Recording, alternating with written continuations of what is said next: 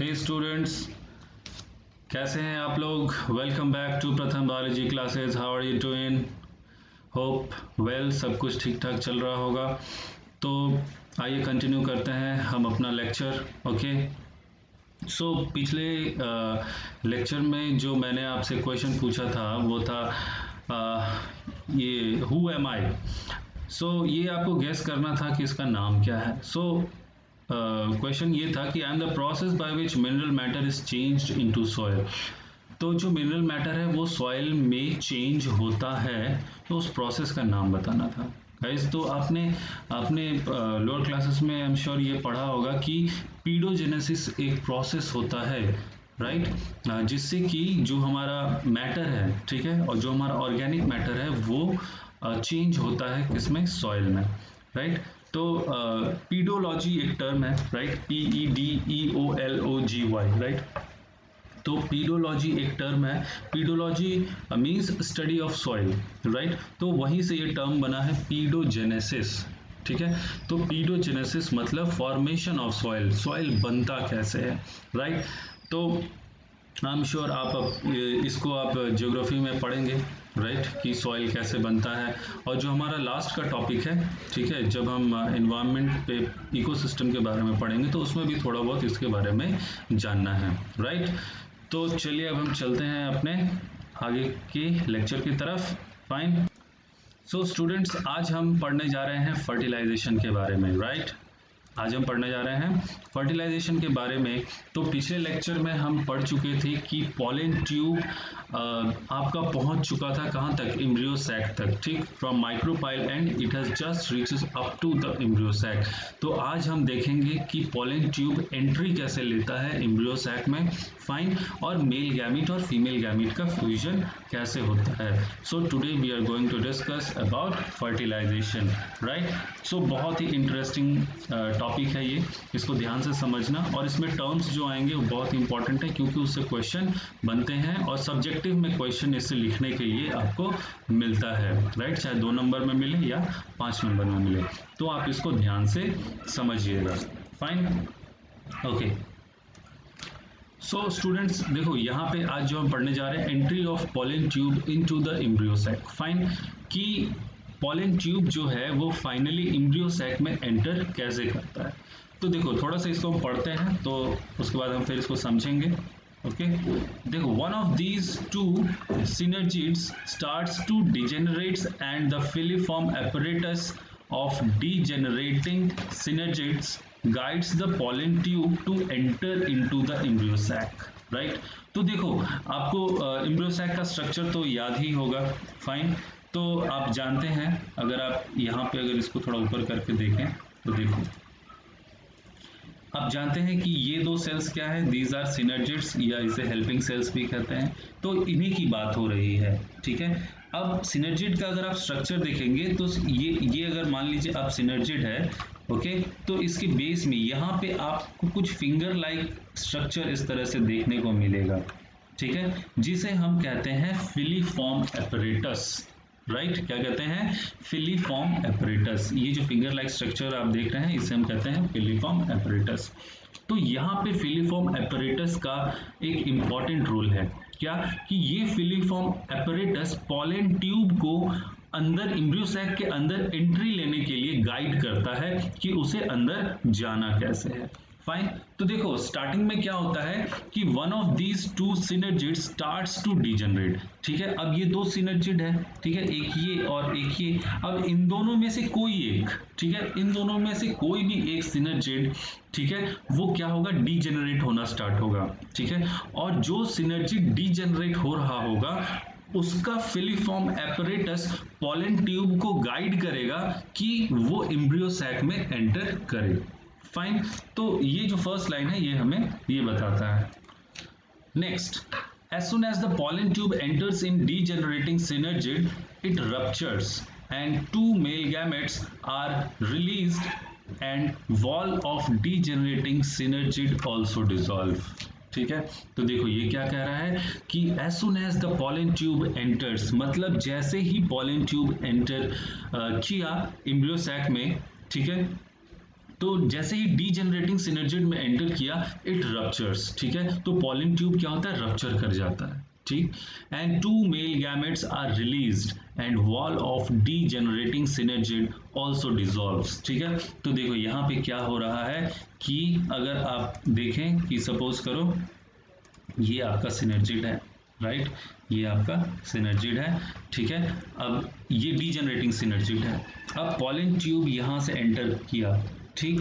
अब pollen tube जैसे ही synergid में एंटर करेगा ये पॉलन ट्यूब रप्चर कर जाएगा, ठीक है, ये बर्स्ट कर जाएगा, रप्चर कर जाएगा और इसके अंदर जो आपके दो मेल गैमेट हैं वो सिनर्जिड के अंदर आ जाएंगे और फाइनली ये सिनर्जिड का जो आप ये लेयर देख रहे हैं ये भी आपका फाइनली डिसॉल्व हो जाएगा और दोनों मेल गैमेट कहां पहुंच जाएंगे, एम्ब्रियो सैक में एंटर कर जाएंगे। फाइन, देखो यहाँ डायग्राम्स के थ्रू भी यही बताने की कोशिश की गई है कि ये पॉलन ट्यूब इस सिनर्जिड्स के थ्रू एंटर किया, ठीक है, और एंटर करते ही ये जो डी सिनर्जिड है ये डीजनरेट हो गया, खत्म हो गया और फाइनली दोनों मेल गैमेट आपके यहाँ आ गए, ठीक है। ओके, अब यहाँ पे क्या होगा, अब यहाँ पे होता है डबल फर्टिलाइजेशन। देखो बच्चों आपने ये टर्म आपने 11th क्लास में भी पढ़ी होगी, ठीक है, कि एंजियोस्पर्म्स में डबल फर्टिलाइजेशन होता है। फाइन, तो अब डबल फर्टिलाइजेशन हम कह किसे रहे हैं इस बात को जरा समझो, ठीक है। तो देखो डबल फर्टिलाइजेशन हम किसे कह रहे हैं कि अब ये फाइनली दोनों मेल गैमेट एम्ब्रियो सैक के अंदर एंटर कर गए हैं। तो अब होगा क्या कि एक मेल गैमेट ये बीच में जो एग सेल है इसके साथ फ्यूज करेगा, राइट, एक मेल गैमेट इस एग सेल के साथ फ्यूज करेगा और जो दूसरा मेल गैमेट है ये आगे की ओर बढ़ेगा। फाइन, जो दूसरा मेल गैमेट है ये आगे की ओर बढ़ेगा, ठीक है, और जो आप ये दो पोलर न्यूक्लियाई देखते हैं सेंटर में जो ये दो पोलर न्यूक्लियाई है इनके साथ ये फ्यूज करेगा। फाइन, तो कहने का मतलब कि दो जगह फर्टिलाइजेशन हो रहा है, राइट, फर्टिलाइजेशन दो जगह हो रहा है, इसीलिए हम इसे कहते हैं डबल फर्टिलाइजेशन। इस फेनोमेना को, इस घटना को हम क्या कहते हैं, डबल फर्टिलाइजेशन, ठीक। अब डबल फर्टिलाइजेशन के साथ एक और टर्म यूज होता है जिसे हम कहते हैं ट्रिपल फ्यूजन, राइट।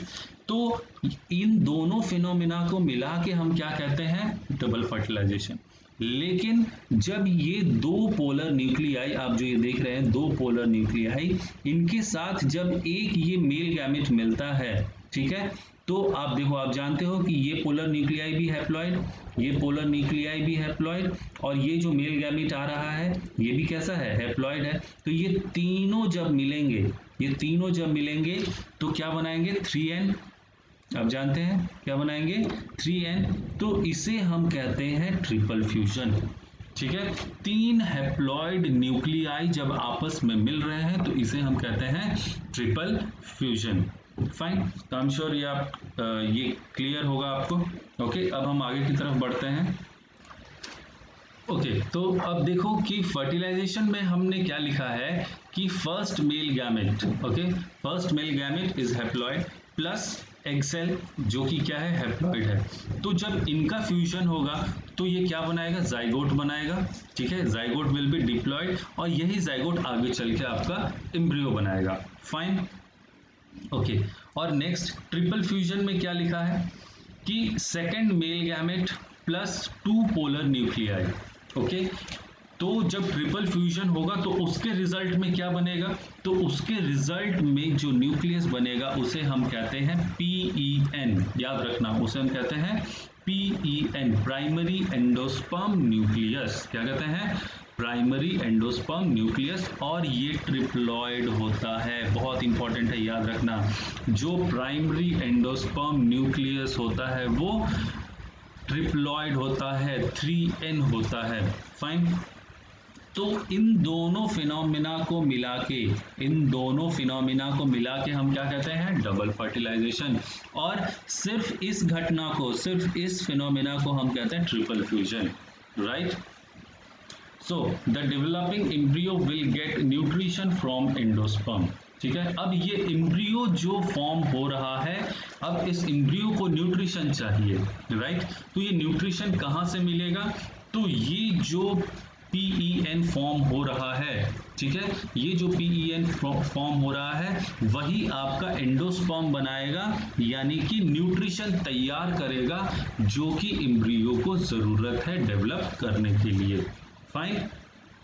तो आपसे क्वेश्चन में पूछता है कि जो एम्ब्रियो फॉर्म हुआ है उसे न्यूट्रिशन कहां से मिलेगा, तो उसे न्यूट्रिशन यही PEN बना के देगा, right. Fertilisation and triple fusion together known as double fertilisation, ये आप पढ़ चुके हैं अभी। Double fertilisation was explained by Nawaschin, ये याद रखना कि डबल फर्टिलाइजेशन किस साइंटिस्ट के द्वारा एक्सप्लेन किया गया था, Nawaschin. Fertilisation takes place first, then triple fusion takes place. Okay, तो इस बात को याद रखना कि सबसे पहले फर्टिलाइजेशन होता है, उसके बाद ट्रिपल फ्यूजन होता है। That is if embryo is form then only nourishment is required. अब देखो बच्चे, यहाँ पे कंसेप्ट को समझो कि जो नेचर है, ठीक है, नेचर कभी भी ये नहीं चाहता कि वो अपने एनर्जी को वेस्ट करे, राइट। तो सबसे पहले वो ये इंश्योर होता है कि फर्टिलाइजेशन प्रॉपरली हुआ है कि नहीं, सही से हुआ है कि नहीं। अगर फर्टिलाइजेशन सही से होता है, राइट, अगर फर्टिलाइजेशन सही से होता है, फर्टिलाइजेशन प्रॉपरली होता है, तभी आपका ट्रिपल फ्यूजन होगा, जिसके रिजल्ट में क्या बनेगा, एंडोस्पर्म बनेगा, न्यूट्रिशन बनेगा जो कि एम्ब्रियो को रिक्वायर्ड होगा ग्रो करने के लिए। If fertilization fails, then endosperm will not form. देखो भाई, अगर फर्टिलाइजेशन फेल हो जाता है ड्यू टू एनी रीजन, किसी भी कारण से अगर फर्टिलाइजेशन फेल हो जाता है तो आपका एंडोस्पर्म नहीं बनेगा, राइट। तो देखो, एक सीक्वेंस में मैंने ये बताने की कोशिश की है कि सबसे पहले क्या होगा, सबसे पहले फर्टिलाइजेशन होगा, then formation of endosperm nucleus, ठीक है, ट्रिपल फ्यूजन होगा, then formation of nutritive tissue, ठीक है, एंड डेवलपमेंट ऑफ एम्ब्रियो। तो दिस इज द सीक्वेंस, ठीक है, एम्ब्रियो के डेवलपमेंट का ये सीक्वेंस है, इसे याद रखना। फाइन। सो स्टूडेंट्स देखो, अब पूरे इस कंसेप्ट को, इस पूरे प्रोसेस को मैंने एक डायग्राम के थ्रू समझाने की कोशिश की है, ठीक है। तो देखो इस डायग्राम में क्या कह रहा है कि अब शुरू से इसको समाप्त करते हैं कि पॉलिन ग्रेन है, वो लैंड किया स्टिग्मा के ऊपर, राइट। अब यहाँ पे दो आपको स्पर्म दिखाएगा, this is male gamete, okay. और क्या हुआ, pollination occurs when pollen lands on the stigma, pollen stigma पे लैंड कर गया, fine. A pollen tube grows down through the style to the ovary carrying the male sex cell with it, ठीक है। अब ये पॉलन ट्यूब बनना start हुआ, ठीक है, इसमें दो मेल गैमेट आए, ट्यूब न्यूक्लियस भी आया, अब ये पॉलन ट्यूब डेवलप होना स्टार्ट हुआ, ये देखो, और डेवलप होते होते फाइनली कहाँ पहुंचा, एम्ब्रियो सैक के पास पहुंचा, और यहाँ पे एंटर करके फर्टिलाइजेशन होगा, ठीक है। फर्टिलाइजेशन में हमने देखा क्या कि एक डबल फर्टिलाइजेशन का प्रोसेस है और दूसरा ट्रिपल फ्यूजन का प्रोसेस है, फाइन। तो ये था आपका फर्टिलाइजेशन का पूरा प्रोसेस। तो फर्टिलाइजेशन आई एम श्योर आपको क्लियर हो गया होगा। अगर कोई डाउट हो तो आप ज़रूर पूछें कमेंट बॉक्स में टाइप करके, फाइन। तो नेक्स्ट अब हमारा जो टॉपिक है वो हम देखेंगे कि पोस्ट फर्टिलाइजेशन चेंजेस, कि फर्टिलाइजेशन के बाद की क्या क्या चेंजेस हैं, फाइन। जो आपका जाइगोट है, ठीक है, उसमें क्या क्या चेंजेस हो रहे हैं वो सब हम नेक्स्ट लेक्चर में देखेंगे। Okay, till then goodbye, god bless you all.